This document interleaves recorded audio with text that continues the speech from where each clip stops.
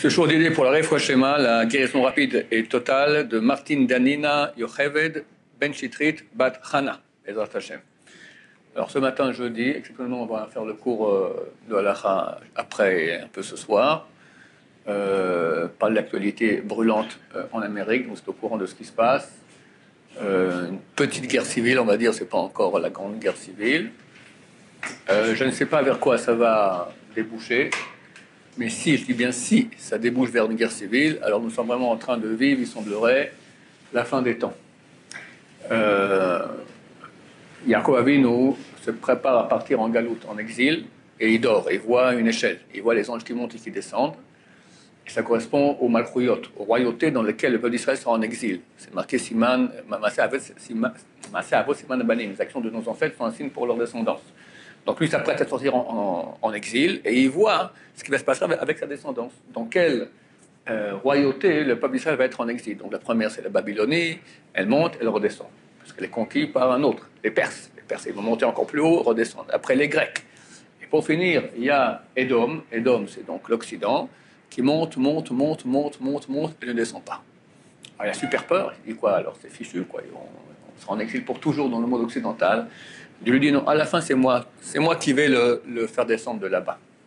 Ça correspond à une autre parole de Chazal qui dit que l'Occident est comparé à un animal qui rumine, qui rumine pas, loïgar, c'est marqué loïgar, il ne rumine pas.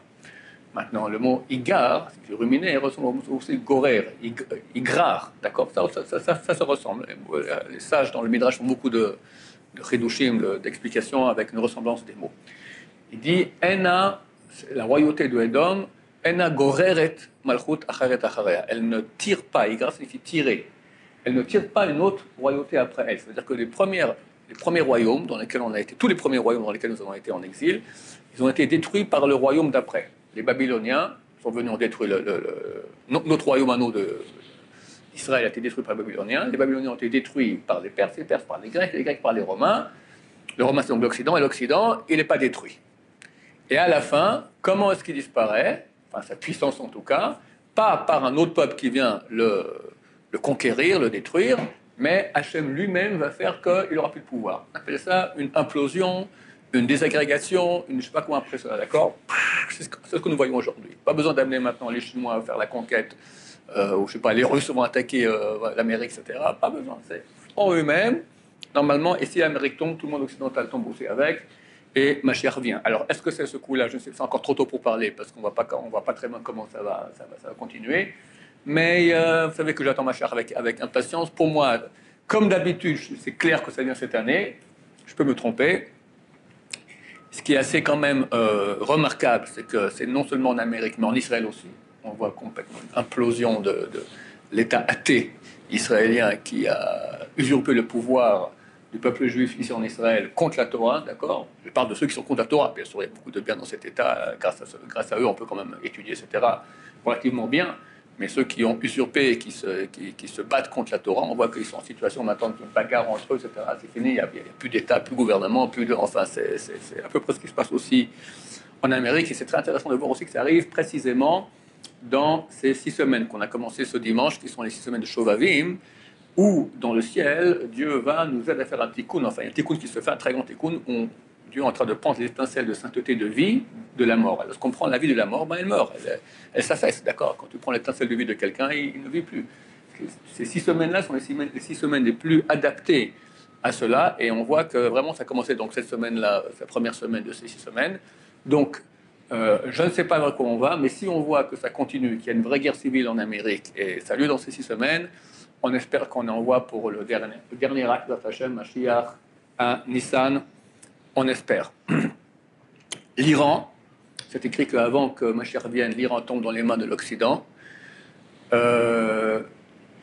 C'était très très chaud dimanche, premier jour des Shovavim, où ils sont en Israël vendredi matin. Beaucoup de gens m'ont écrit qu'ils ont vu des avions de chasse, beaucoup partir comme ça, beaucoup de vacarmes. Les Russes ont mis leurs missiles supersoniques dans les silos. Entre l'Amérique et l'Iran, c'est une tension énorme. Les sous-marins nucléaires, les porte-avions Nimitz américains qui sont dans les 3 d'Ormuz, etc. Tout cela Et aussi même les généraux israéliens ont dit qu'on va rentrer maintenant en conflit avec... Ils ont dit clairement, rentre en conflit maintenant avec Hezbollah, ça va durer quelques jours. Et quelques jours, c'est beaucoup, d'accord.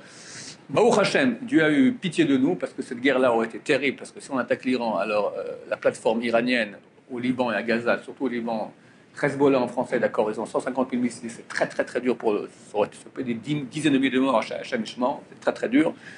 Dieu a pitié de nous, je ne sais pas si c'est terminé encore, parce que Trump est imprévisible, il peut décider, j'ai encore 20 jours maintenant, il a encore combien? Il a encore 15 jours. Pour être président, il a le droit même d'utiliser la bombe atomique s'il veut. Il peut faire ce qu'il veut. Il est président jusqu'au 21 janvier, d'accord? Il peut d'attaquer l'Iran, surtout que Rouhani lui fait un peu comme ça maintenant.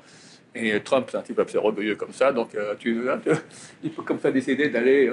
On ne sait pas. En tout cas, une chose est claire, les choses avancent. Ça correspond à nos écrits. Je n'ai pas le temps de développer maintenant, mais le royaume de l'Occident, ça doit être environ 2000 ans.